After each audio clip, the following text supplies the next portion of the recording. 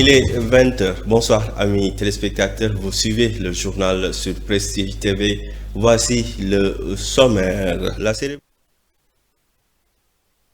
La sortie de la première promotion des 1000 volontaires agricoles a été l'occasion pour le Premier ministre Ousmane Sonko d'annoncer d'autres projets de ce genre. Vous suivrez le compte-rendu de Ibra Bar. Ndeye Gnilane Faye, directrice du Centre national d'assistance et de la formation pour la femme, était en visite de travail à Thiès. Nous l'entendrons dans ce journal. La pollution plastique et la fonte des glaciers a été le thème des 72 heures du club eau et environnement de l'université Iba Der Thiam de Thiès. Djilen Ndao, président du club, sera dans ce journal. L'actualité internationale sera présentée par Warren Diol. Tels sont les titres dans un instant de développement.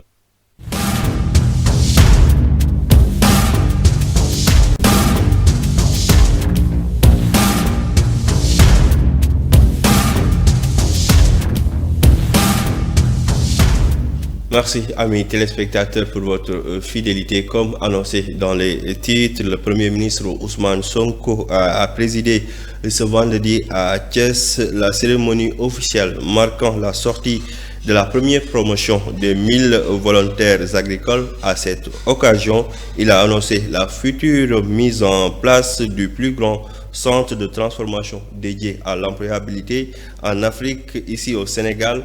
Compte rendu Ibra Bar. Promouvoir le développement agricole et assurer la souveraineté alimentaire, c'est le triptyque sur lequel chercher Après une formation rigoureuse au centre d'entraînement tactique Capitaine Baïdiagne, les 1000 volontaires agricoles venus des 4 coins du Sénégal sont désormais prêts à servir la nation. En ce jour historique, je tiens également à adresser mes chaleureuses félicitations à ces hommes et femmes qui ont choisi de mettre leur énergie et leur savoir au service du développement agricole et de la souveraineté alimentaire de notre pays. Vous avez su répondre à l'appel de la patrie. La patrie ne vous oubliera pas, une phrase forte prononcée par le Premier ministre Ousmane Sonko comme une promesse solennelle à ces jeunes qui seront déployés dans les terroirs et zones de production agricole à travers le pays. Vous avez été formés et vous allez continuer à être formés pour être des acteurs de terrain. Vous serez déployés dans les terroirs agricoles, dans les villages, dans les zones de production. Vous y jouerez un rôle essentiel en partageant et en propageant le civisme et la citoyenneté. Une tribune que le chef du gouvernement a aussi saisie pour nourrir l'espoir d'un avenir meilleur en annonçant la construction d'un centre de formation pour soutenir l'employabilité dans le secteur agricole. C'est le lieu de vous annoncer ici notre ambition de créer le plus grand centre de transformation pour l'employabilité en Afrique, avec presque tous les métiers portés par la Direction générale du service civique national et du volontariat. Son allocution a débuté par un hommage appuyé au capitaine Baïdiagne et au feu colonel Bignane Diouf, figure emblématique de l'engagement républicain. Cette cérémonie consacre la sortie officielle de la première cohorte des 1000 volontaires agricoles, dont 250 femmes issues des 14 régions du Sénégal, une réponse patriotique à l'appel de la République saluée par le Premier ministre Ousmane Sonko comme un acte fort de civisme et d'engagement citoyen. Ibra Bar, dans le cadre de sa tournée à travers le pays, la directrice du Centre national d'assistance et de la formation pour la femme, CNAF, Ndeye Gnilane Faye, était en visite de travail ce week-end au CEDAF de Thiès. Elle a assisté à l'exposition des produits de transformation réalisés par les femmes. Ces dernières ont saisi cette occasion pour lister leurs doléances. Ndeye Gnilane Faye les a rassurés et promet de faire de son possible pour résoudre les difficultés rencontrées par ces braves dames. Nous l'écoutons au micro de Mamadou Saturne Ndione et Ousmane Diallo.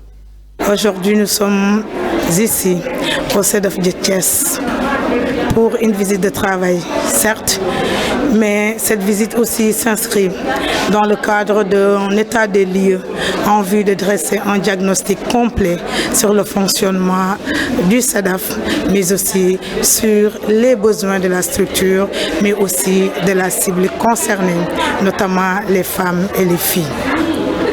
Cette visite nous a permis aussi de rassembler ici toutes les communautés, toutes les parties prenantes, les autorités administratives, les autorités territoriales, les autorités religieuses et coutumières, mais aussi les femmes représentantes des organisations fêtières, bref, tous les acteurs et toutes les parties prenantes pour un développement local.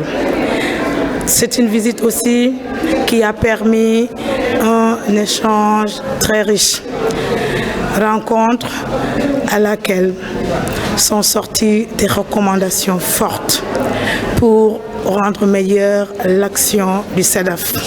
Le CEDAF, je le rappelle, ce sont des centres déconcentrés du ministère de la Famille et des Solidarités, des centres qui jouent un rôle capital, un rôle très important dans la transformation sociale des territoires.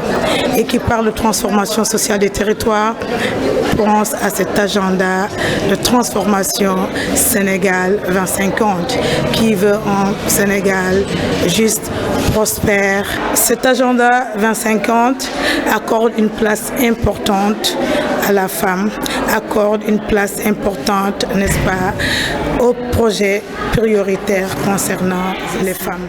Parlons maintenant environnement avec le club eau et environnement de l'université Iba Der Thiam de Thiès a organisé samedi la cérémonie de clôture de ces 72 heures lancées les 24, 25 et 26 juillet dans le cadre de la célébration décalée de la journée de l'eau et de l'environnement. Le thème de cette année est la pollution plastique et la fonte des glaciers.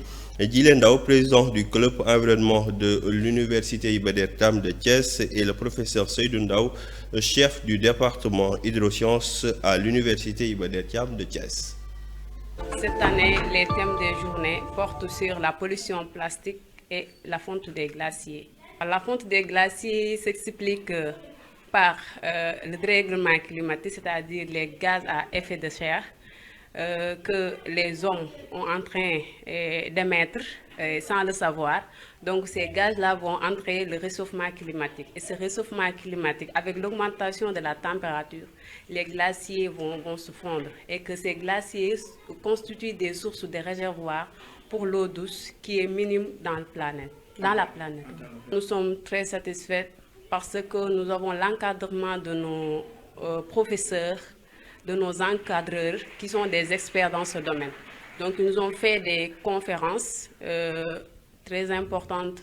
On a tiré des leçons pour la préservation de nos glaciers, mais aussi pour la protection de l'environnement contre la pollution plastique qui est une menace pour l'environnement. Comme vient de dire la présidente de l'amicale de l'eau et de l'environnement, aujourd'hui on parle de dérèglement climatique, le changement climatique, avec l'élévation de la température. Alors l'élévation de la température n'est pas sans constituer une menace. Parce que je l'ai dit tout à l'heure dans mon discours, en considérant la planète Terre, les 3/4 sont occupés par l'eau. Et 98 voire 99% de l'eau constituant les ressources sont salées. Alors qu'on a besoin d'eau douce pour la consommation humaine, d'eau douce pour la consommation des bétails, d'eau douce pour faire de l'irrigation. Donc, cette eau douce-là constitue malheureusement 1% de ce que nous avons en termes de ressources en eau. Alors donc, aujourd'hui, dans ces 1%, on retrouve ce qui est stocké au niveau des glaciers. Vous imaginez, si on assiste à la fonte des glaciers, ça veut dire on risque avec la fonte des glaciers, on risque de perdre tout ce qui a été stocké là-bas. Restons toujours dans le domaine de l'environnement. La direction des aires marines communautaires protégées a procédé samedi à la plantation de 4520 propagules de mangroves à Somone. C'était à l'occasion de la célébration de la journée des écosystèmes de la mangrove. L'objectif est de vulgariser la stratégie nationale de gestion de la mangrove. Colonel Motar Sow, directeur de la DAMCP au ministère de l'Environnement. Aujourd'hui, on était réunis ici à la Somone pour célébrer la journée internationale de la conservation des écosystèmes de mangrove. C'est une journée qui est consacrée par le système des Nations Unies, c'est vrai depuis 2015 si je ne me trompe. Cette année, on a voulu avoir deux initiatives concomitantes.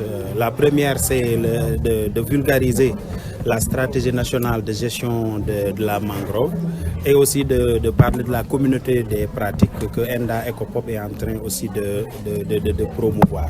Nous, au niveau du ministère, via le projet Air Marine Protégée et Mangrove, financé par l'Agence française de développement et que j'ai l'honneur de coordonner. Alors, nous avons eu ce partenariat pour célébrer cette journée sous deux aspects. Le premier aspect, c'était d'échanger sur la stratégie, de voir les axes qui ont été définis, les objectifs spécifiques, mais surtout de partager ça avec le public qui n'est pas très au fait de ce qui se passe en termes de gestion des écosystèmes de mangrove. Et pour une deuxième partie, après les présentations, de pouvoir après faire une visite sur le terrain. Donc on a fait des opérations de reboisement. J'espère que tous les participants, journalistes, société civile ont été contents de cette initiative, de s'être sentis d'avoir participé à l'action de reboisement de la mangrove. Et on a fini par la découverte d'un écosystème reconstitué de mangrove, qui est la lagune de la Somme. Après Somone, retour à Thiès, plus précisément à Médina Fall, la délocalisation ou la fermeture définitive du dépôt d'ordures ici à Médina Fall Extension, c'est ce que réclament ces populations.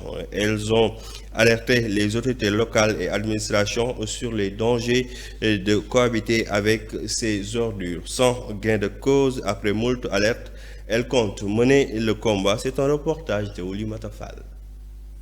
Les populations de Médina Fall Extension dans la commune Thiès Nord continuent d'alerter sur le dépôt d'ordures qui guette leur santé. Face à la presse, ils dénoncent le mutisme des autorités locales. On n'acceptera pas qu'on nous enterre et en même temps qu'on enterre nos enfants. Ce que nous voulons vous dire, c'est ceci. Nous avons été voir toutes les autorités pour dénoncer ça. Il y a un jour, nous avons évité le pire. Sinon, on allait ramasser des cadavres ici. Parce que les jeunes étaient engagés pour affronter les charretiers qui viennent déverser les ordures ici.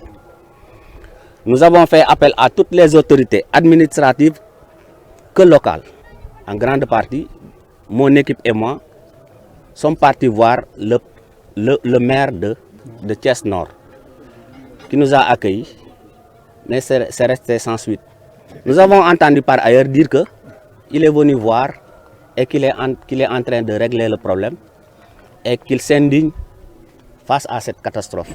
Nous aimerions dire que jamais au plus grand jamais il n'y a eu la présence du maire ici. Réunis autour d'un collectif, ces habitants comptent déposer une plainte collective à l'encontre des établissements sanitaires qui, selon eux, polluent leur cadre de vie en y déposant leurs déchets. De préparer une plainte collective, la plainte là sera adressée à toutes les cliniques qui viennent déverser leur ménage ici. Nous les connaissons et nous les avons répertoriés. La voiture qui sert de liaison, nous avons pris l'immatriculation. Le gardien qui est là, c'est lui qui incinère ces trucs-là. Ici, on l'a pris des photos palpables et en appui. Maintenant, c'est à eux de venir régler ce problème-là. Le jour où il va allumer et que vous entendez que les populations ont pris leurs responsabilités, maintenant les autorités là qui n'ont daigné agir, qu'ils prennent leurs responsabilités. Les habitants de Médina Fall Extension sont à leur énième alerte par rapport à ce dépôt d'ordures. Ils craignent des maladies contagieuses et respiratoires, surtout du côté de leurs enfants qui sont les plus exposés.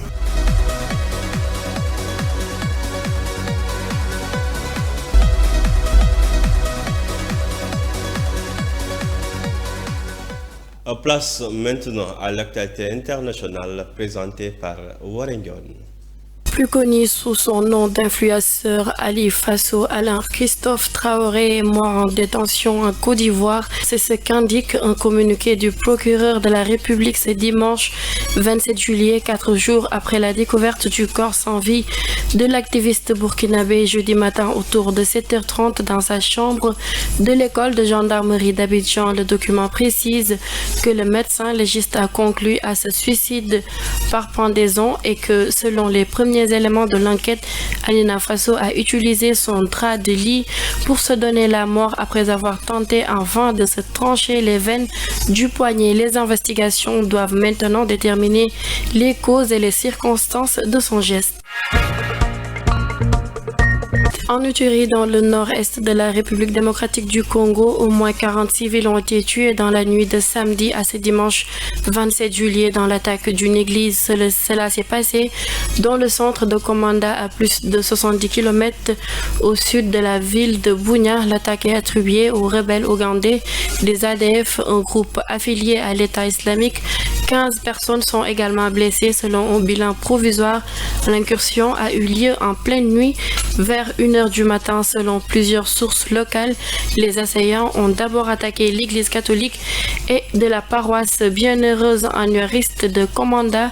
Ils préparaient une croisade eucharistique, une cérémonie religieuse qui devait avoir lieu ce dimanche. Ils ont été massacrés par balles à la machette au sein de l'église.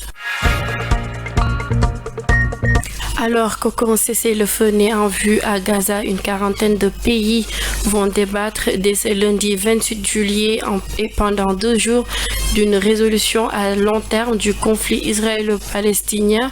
L'Arabie saoudite et la France président au siège de l'ONU, une conférence internationale sur la mise en œuvre de la solution à 2 États. Cette conférence se tiendra à un niveau ministériel. Un sommet de chefs d'État est prévu en septembre. Une initiative diplomatique visant à relancer une perspective politique dans une région plongée dans une violence aveugle. Paris et Riyad ont obtenu la confirmation de la présence d'une quarantaine de pays. Cette page internationale présentée par Warren Yon a mis fin à ce journal. L'actualité revient tout à l'heure en version Wolof. Quant à moi, je vous donne rendez-vous demain. Bonne fin de soirée à toutes et à tous. Merci beaucoup pour votre fidélité.